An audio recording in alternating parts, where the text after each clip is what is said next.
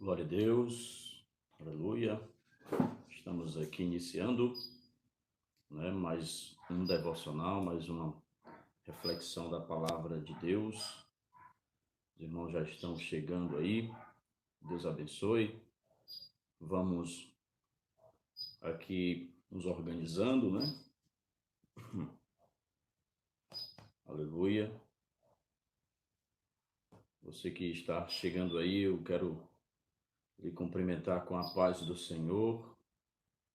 Nós estamos iniciando mais um devocional, mais uma palavra de reflexão da palavra de Deus ao seu coração.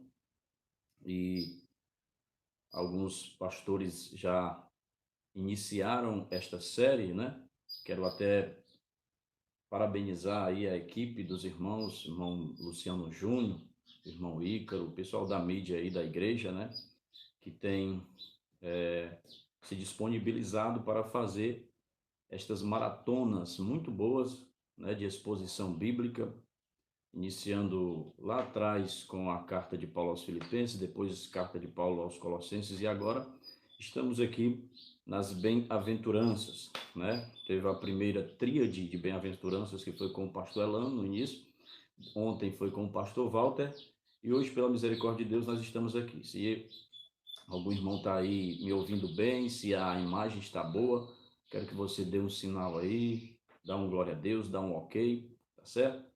Nós vamos agora iniciar com uma oração e você já deixa aí a sua Bíblia aberta. Mateus capítulo 5. Mateus capítulo 5, nós vamos ler a partir do versículo de número 8. Vamos orar.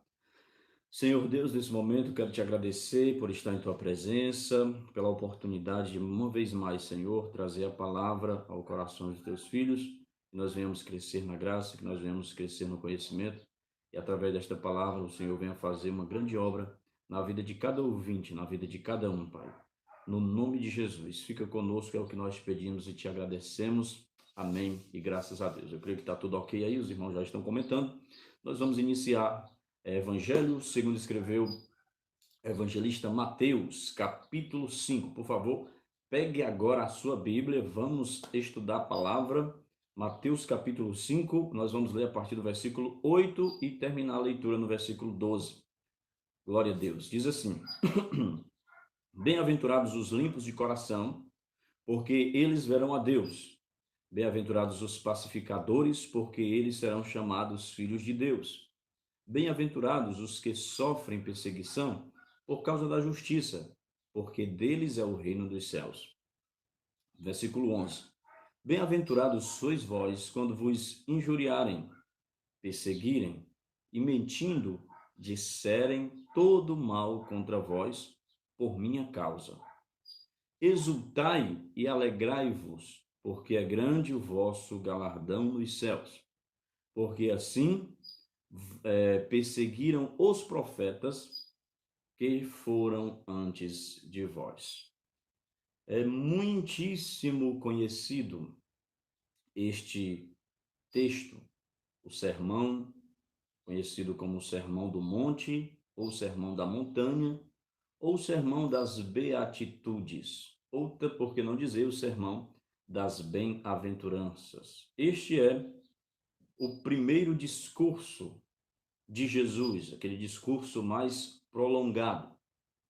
Ele está falando sobre as beatitudes ou as bem-aventuranças. E bem-aventurado significa nada mais, nada menos do que abençoado ou feliz, Feliz duas vezes, é uma dupla bênção.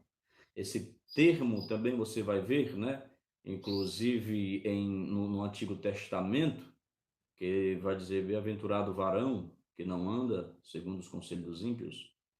E também você vai ver em Apocalipse, dizendo bem-aventurado os que ouvem e o que lê as palavras dessa profecia. Nós estamos aqui no versículo 8, dando continuidade a este estudo, e nós estamos diante da sexta beatitude, ou da sexta bem-aventurança. E Jesus está dizendo, bem-aventurados os limpos de coração. Bem-aventurado os limpos de coração. Tem se afirmado que os puros, né, ou limpos de coração, eles são aquelas pessoas sinceras, as pessoas honestas, né, que possuem integridade. E quando você vem para Salmo, se você está com a sua Bíblia aberta, vamos ler aqui um texto de Salmo, bastante conhecido também, mas muito profundo e poderoso. Salmo 24, versículo 3 e 4. A Bíblia diz: Quem subirá ao monte do Senhor? Ou quem estará no seu lugar santo? Observe a pergunta que o salmista faz: Quem subirá ao monte do Senhor? Ou quem estará no seu lugar santo? Aquele que é limpo de mãos e puro de coração, que não entrega a sua alma à vaidade nem jura enganosamente. Então, nós temos aí o Salmo 24 confirmando isso. Quem subirá ao monte do Senhor? Quem estará no seu santo monte? Aquele que é limpo de mãos e puro de coração. Então, a pureza de coração, ela também vai ser enfatizada ou enaltecida em Salmo 73. É importante nós lermos e vermos, conferirmos isso. Salmo 73, verso 1, diz assim, ó: Verdadeiramente bom é Deus para com Israel, para com os limpos de coração. Glória a Deus. Semelhantemente, Paulo, ao escrever a sua carta em 1 Timóteo, no capítulo 1, e versículo 5, ele diz assim: Ora, o fim do mandamento é o amor de um coração puro. De novo, o fim do mandamento é o amor de um coração puro, de uma boa consciência e de uma fé não fingida. Então, quando nós observamos estes textos, nós vamos perceber que ser limpo de coração, pessoa que é pura de coração, é alguém que é sincero, é um sinônimo de quem é sincero. Então, tudo isso nós poderíamos conduzir finalmente, que é alguém que age sem hipocrisia, né? Sincero, vem do termo sincera, não tem alguma coisa que seja dolo ou doloso na sua vida. Mas quando nós vamos analisar a fundo a sinceridade, irmãos, ou a integridade em si ou por si mesma, não é o suficiente. Como é, pastor? Observe bem. A integridade, a sinceridade em si mesma, ela não é por si só suficiente. Por quê? Porque, observe bem, um homem, ele pode estar sinceramente certo, ou ele pode também estar sinceramente errado. Observe bem. Se você observar na Bíblia, no Antigo Testamento, os adoradores de Baal eram homens que estavam realmente sinceros. Eram homens que não estavam medindo os esforços. Eles estavam adorando o seu Deus no meio do sol quente, se rasgando, se lapidando e se esforçando. Ali era uma sinceridade, mas não adiantou de nada aquela sinceridade. O próprio Deus, ele testifica também que Abimeleque, no Gênesis capítulo 20, versículo 6, ele era um homem que estava na sinceridade do seu coração, porém ele estava defraudando Abraão. Então, ele, com toda esta sinceridade aqui, eles estavam defraudando. Ou seja, qual o problema? É que eles estavam sendo sinceros de maneira errada. Estavam sendo sinceros na direção errada. Então, os puros de coração, do Salmo 73 que nós lemos, em verso 1, são aqueles que, com toda sinceridade, são guiados pelo conselho de Deus, que vai falar no verso 24 do Salmo 73. A fé não fingida de 1 Timóteo, capítulo 1, versículo 5, adere à sã doutrina. E as pessoas também, a quem Pedro ele faz uma referência, nós não lemos mais o dito para você aí, 1 Pedro capítulo 1 e 22, ele está falando daqueles que purificam as suas almas na obediência à verdade. Portanto, a bênção dessa bem-aventurança aqui que nós temos, ela não é aqui pronunciada sobre qualquer pessoa sincera. Não, o cara é sincero, ele é puro, não. mas ela está aqui sendo depositada sobre aqueles que adoram o Deus verdadeiro com consciência e em consonância com a verdade da sua palavra. Aleluia. Então, eles adoram a Deus em espírito e em verdade. Observe que é um conjunto. Adora a Deus em espírito e em verdade. Eles amam meditar nas práticas das virtudes da palavra, que está em 1 Coríntios capítulo 13, que está em Gálatas capítulo 5, versículos 22 e 23. O fruto, né, do Espírito, o amor, a alegria, a paz, a longanimidade, a benignidade, a fidelidade, a mansidão, o domínio próprio. Ele vai meditar e praticar as virtudes de Filipenses capítulo 2, 1 a 4, capítulo 4, 8 e 9. Aleluia. Aquela passagem a qual Paulo diz: pensai no que é puro, no que é bom, no que é proveitoso, não sejais também murmuradores, façai todas as coisas louvando, agradecendo a Deus, façais sem murmuração. Então, isto é aquilo que o seu coração é a própria fonte principal das disposições quanto dos sentimentos e pensamentos. É uma só melodia com o coração de Deus, aleluia. Então ele está dizendo quem verdadeiramente é puro de coração. É um conjunto de coisas da verdadeira adoração, de um andar santo diante de Deus, de um andar em reverência, de um andar em paz com todos, de união, de fidelidade, sem murmuração e com louvor, aleluia. Então, tudo isso do versículo de número 8, os limpos de coração, vem a sequência. Eles verão a Deus. Aleluia. Então, para alguém conhecer a Deus, é preciso que seja semelhante a Ele. Observe, a semelhança é o pré-requisito indispensável da comunhão e compreensão pessoal. Vou repetir essa frase para você não esquecer mais nunca. A semelhança é o pré-requisito indispensável da comunhão e compreensão pessoal. Nós podemos ver a Deus, porque qual é a condição? Ser limpo de coração. Ser limpo de coração não é apenas ser sincero, não é apenas ter uma integridade, como eu falei anteriormente. Há um conjunto de coisas que leva você a ser uma pessoa de coração puro e espírito reto. Então, observe como nós podemos ver a Deus. Nós podemos ver Deus através de Cristo. Isso foi dado uma revelação também para Moisés. Observe, Moisés disse: Senhor, eu não vou sair daqui se a tua glória não for comigo. Depois ele diz: Senhor, mostra-me a tua glória. Ele quis ver a glória de Deus. Deus diz: ninguém pode me ver se ele não morrer. Então ele diz: Moisés, faz o seguinte, presta atenção nisso, irmão, presta atenção. Tu vai ali, que tem uma fenda ali, tem uma rocha ali, tem uma pedra. Tu vai por trás daquela pedra, por trás daquela rocha, e na rocha vai ter uma fenda. Na rocha vai ter uma fenda, e eu vou passar apenas um relance da minha glória. De costa eu passarei. E tu vai ver pela fenda da rocha. Então, Deus ele passa com a sua glória e Moisés olha por trás daquela rocha.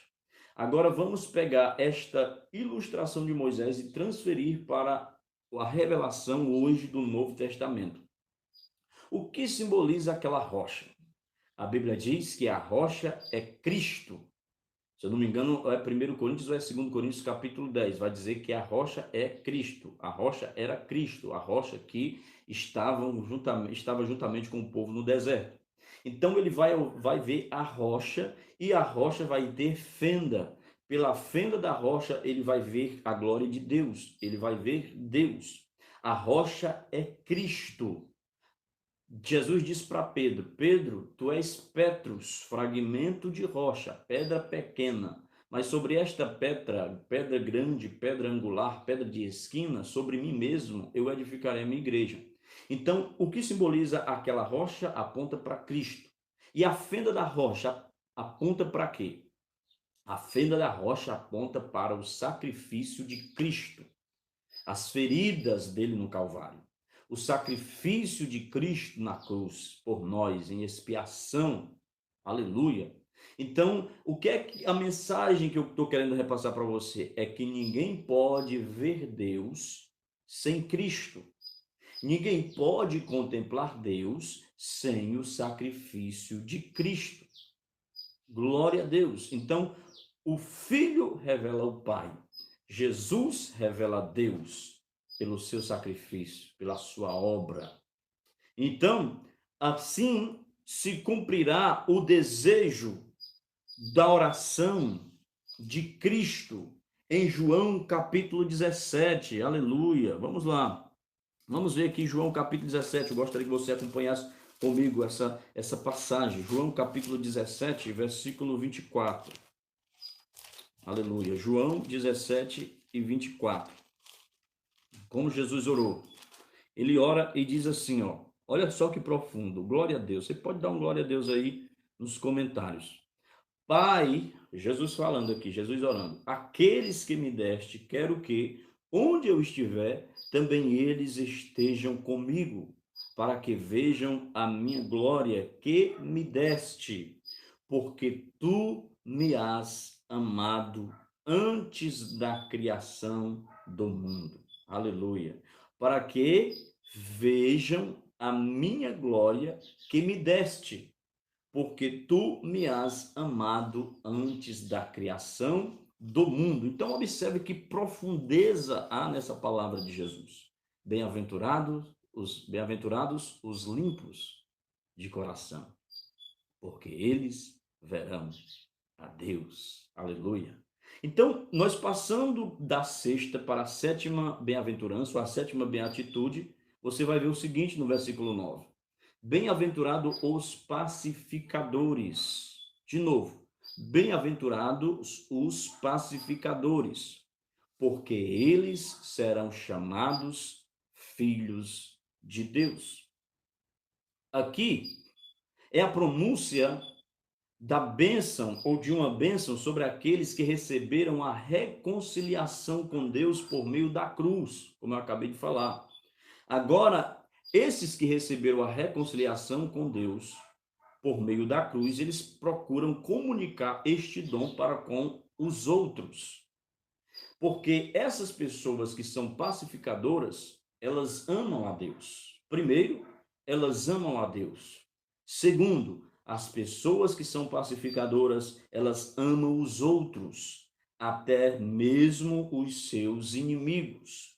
Terceiro, as pessoas que são pacificadoras, elas promovem a paz entre os homens. De novo, se você quiser anotar, as pessoas que são pacificadoras, as que são chamadas filhos de Deus, elas têm três qualidades. Primeiro, elas amam a Deus. Segundo, elas amam os outros, até mesmo os seus inimigos.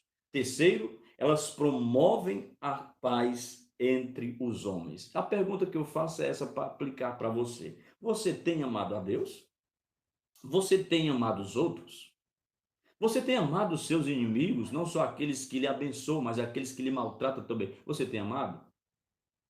Terceira pergunta, você tem promovido a paz entre os homens? Principalmente numa época como essa? Porque nós estamos num mundo onde a paz foi corrompida. Essa bem-aventurança, essa beatitude, ela revela que o cristianismo, meu irmão, ela é uma força relevante, vital e dinâmica. Pacificadores genuínos são todos aqueles cujo líder é o Deus de paz, como em 1 Coríntios, Paulo falou em 1 Coríntios capítulo 14, versículo 33, porque Deus não é Deus de confusão, mas é Deus de paz sobre todas as igrejas. Aleluia! Quem é pacificador, eles aspiram viver em paz com todos os homens, assim como Paulo escreveu em Romanos capítulo 12, versículo 18, seguir a paz com todos os homens. Aleluia! Quem é pacificador, eles proclamam o evangelho da paz, assim como em Efésios capítulo 6, versículo 12, ou versículo 15, Paulo está falando das armaduras, ele diz a preparação dos pés com o evangelho da paz. Quem é pacificador, eles modelam as suas vidas em harmonia com o príncipe da paz. Quem é pacificador, ele vai e leva aquela em prática o conselho de Jesus na sua pregação, que ele diz assim: olha, se alguém levar a tua túnica, deixa que leve a capa. Se alguém caminhar 1 milha contigo, caminha com ele 2. Se alguém bater na tua face, oferece a outra. Ame o que vos persegue, abençoe o que vos maltratam. Porque o que foi dito aos antigos, arranque aí o olho por olho, dente por dente. Não. Jesus está dizendo, porque se for olho por olho, todos dois vai sair cego. Se for dente por dente, todos dois sairá banguelo. Ele está mostrando uma forma de uma mensagem de paz, uma forma com que eu saia com os meus 2 olhos e que eu saia com meus dentes inteiros. Aleluia. A integridade, a paz traz integridade física e espiritual. Eu creio que você está entendendo essa palavra. Eu creio que você está entendendo esta mensagem. Então é aquela bem conhecida ilustração. Quando alguém chega e pergunta para Jesus e diz assim: qual é o maior de todos os mandamentos? Jesus diz assim, ele pega toda a lei e resume em 2, todos os mandamentos, né? Os mais conhecidos é do Decálogo, 10 mandamentos, os mais conhecidos por nós, de Gênesis a Deuteronômio, são 613 mandamentos. Então, esses 10 de Moisés, dado a Moisés no Monte Sinai, são os mais conhecidos. E ele pega e diz assim, os mandamentos, a lei se resume em 2: amar a Deus sobre todas as coisas, com toda a tua força, com todo o entendimento, com toda a tua alma, e ao próximo como a ti mesmo. Então, ele está falando do amor e da paz e da reconciliação nas 2 artes da cruz, na vertical e na horizontal. Amar a Deus, vertical, toda a tua alma, todo o teu entendimento, e amar ao próximo, horizontal. Por quê? Porque Jesus, ele veio reconciliar o homem com Deus, reconciliar o homem com a natureza e reconciliar o homem consigo mesmo. Quando o homem peca, ele traz uma tragédia muito grande, porque houve uma revolução no mundo humano, no mundo animal e no mundo vegetal. Porque a partir do momento o pecado entra no mundo, entrou a morte no mundo, entrou as enfermidades no mundo, entrou a violência no mundo, o primeiro homicídio, quando o irmão Caim mata o seu irmão Abel. Quando atinge o reino animal, os animais começam a ser carnívoros e ferozes, como o leão e outros, que devoram-se uns aos outros. Resultado do mundo caído, do pecado de Adão. Quando o homem peca, atinge o nível do reino vegetal. Começa a partir daquele momento nascer espinhos e abrolhos, onde não existia ainda. Agora, a revelação é de que quando Jesus Cristo vir estabelecer o seu reino, a Bíblia diz que será feito um novo céu e uma nova terra. Isaías diz que tudo vai trazer uma harmonização. Quando Salomão está completando e construindo o templo que foi dado à planta na revelação a Davi, ele constrói o templo. E ali no templo tem querubins, tem os serafins, os querubins, eles têm as faces, né? Toda a profecia bíblica aí você vai ver em Ezequiel, templo de Ezequiel, você vai ver que tem as faces de leão, de boi, de homem e de cabrito. E depois ele coloca plantas, ele coloca as palmeiras e coloca flores. Por quê? Porque a flor é conhecida como a glória das ervas do campo e a palmeira é conhecida como a rainha das árvores. Então, o que é isso? É um protótipo da reconciliação de paz da natureza, da criatura com o seu Criador.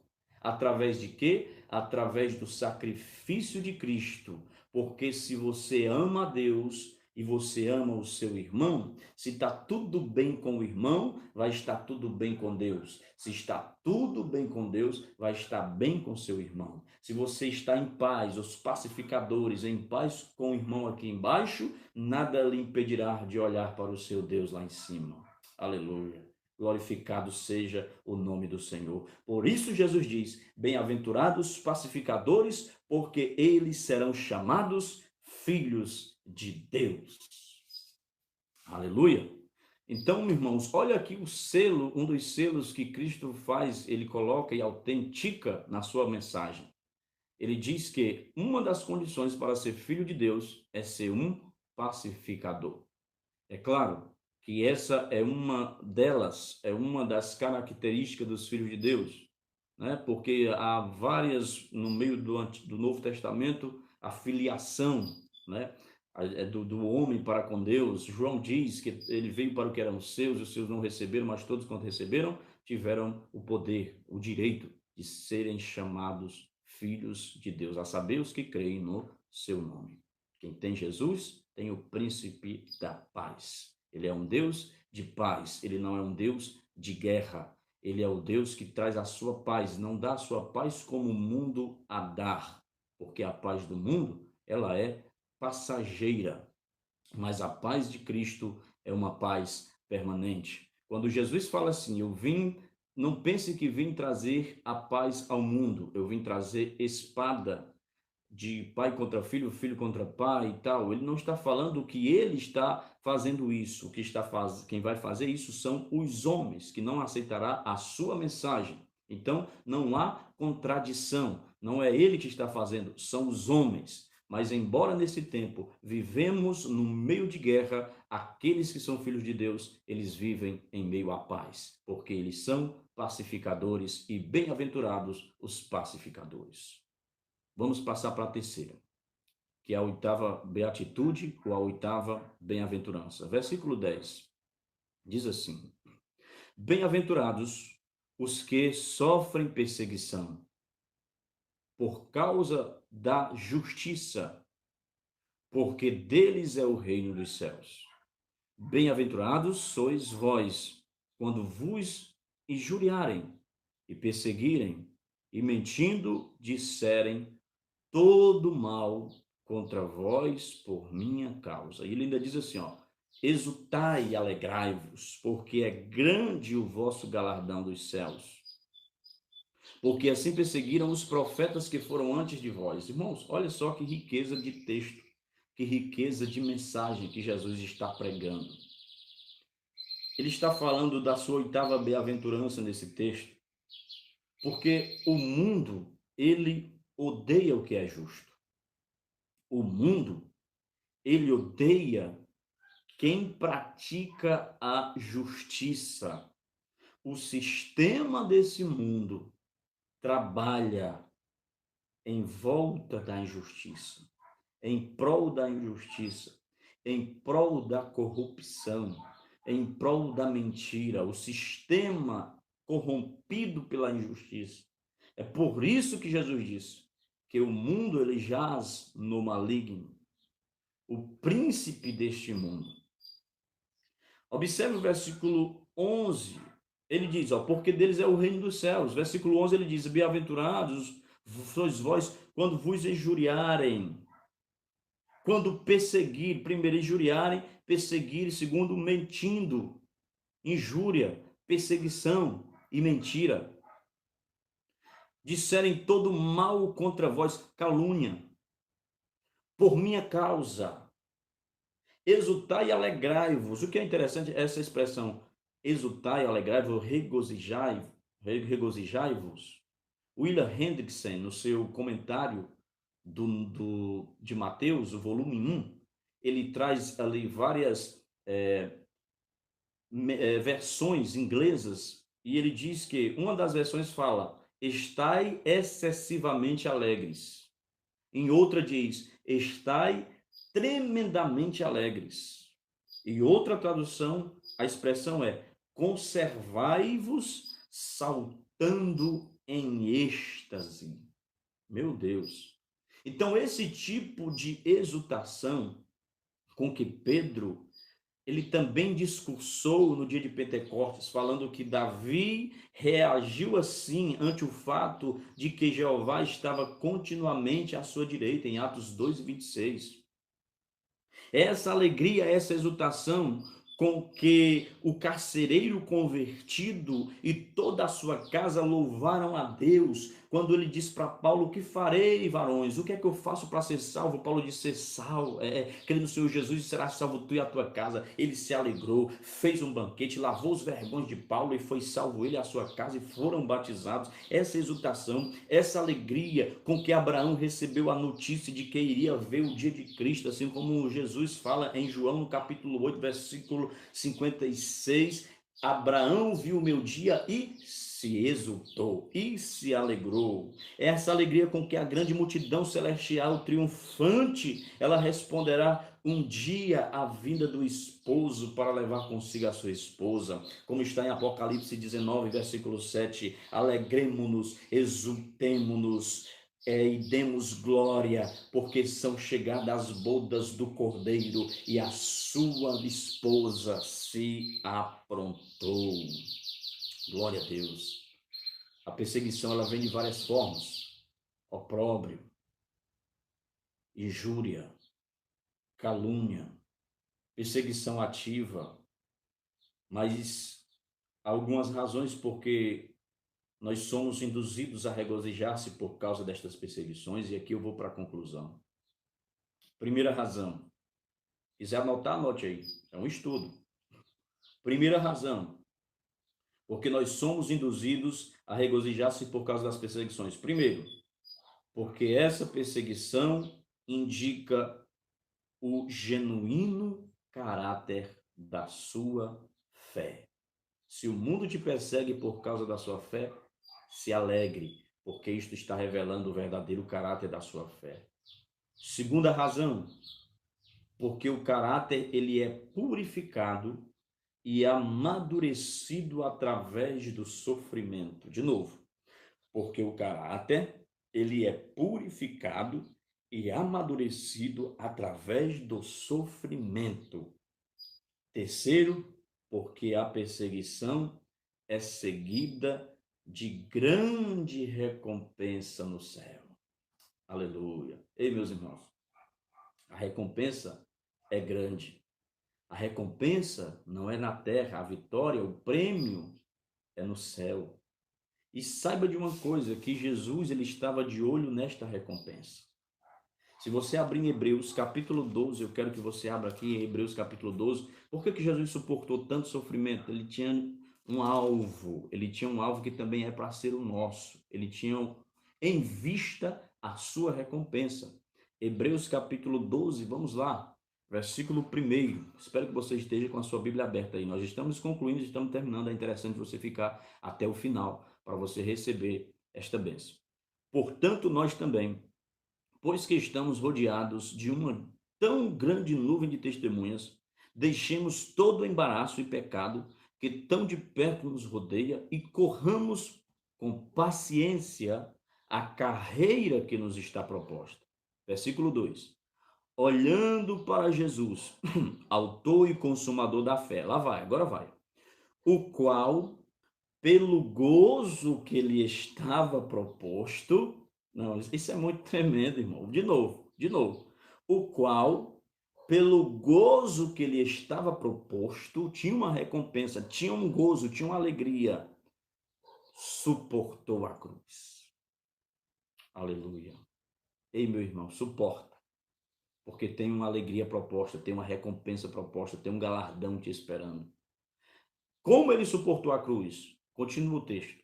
Desprezando a afronta, desprezando a perseguição, desprezando a injúria, desprezando o opróbrio, desprezando a mentira, a perseguição por minha causa, injuriarem vocês. Ele assentou-se à destra do trono de Deus. Versículo 3. Considerai, pois, aquele que suportou tais contradições dos pecadores contra si mesmo, para que não enfraqueçais desfalecendo em vossos ânimos. Não desfaleçais, se alegrem, não entrem em pânico, tenha a paz de Deus. Ele diz assim, exultai e alegrai-vos, porque é grande o vosso galardão nos céus. Irmãos, e há uma manifestação maligna por trás de tudo isso. Uma perseguição disfarçada, com cuidado, dos governantes, de coisas maquiavélicas, coisas planejadas por trás das cadeias das autoridades, mas Deus vai tá entrando em ação, viu? Deus não vai deixar isso barato, não. Há perseguições sendo montadas, sendo arquitetadas, sendo estruturadas. Há pessoas, cristãos que já estão sendo perseguidos no Brasil, na nossa terra. Mas ele está dizendo, ó, exultai-vos e alegrai-vos, porque é grande. Aí ele diz, o vosso galardão nos céus, porque assim perseguiram os profetas que foram antes de vós. Observe, ele diz assim, ó, exultai, porque grande é o galardão no céu, futuro. Porque assim perseguiram os profetas que foram antes de vós, passado. Pastor Gesiel Gomes é que diz que esta volta ao passado é o que nos dá acesso feliz ao futuro. Porque a ponte da conexão para o futuro é construída pelas pedras da conexão do passado. Como é profundo.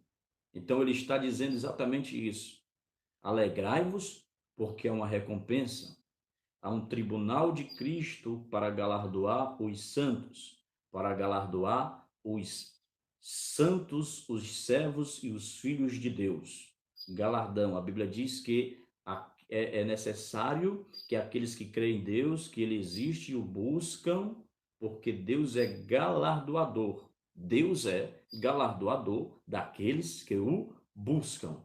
Porque assim os profetas que foram antes de vós. E se tinha uma coisa que o profeta ganhava, meu irmão, era galardão. Se tem uma coisa poderosa na vida de um profeta, é o galardão.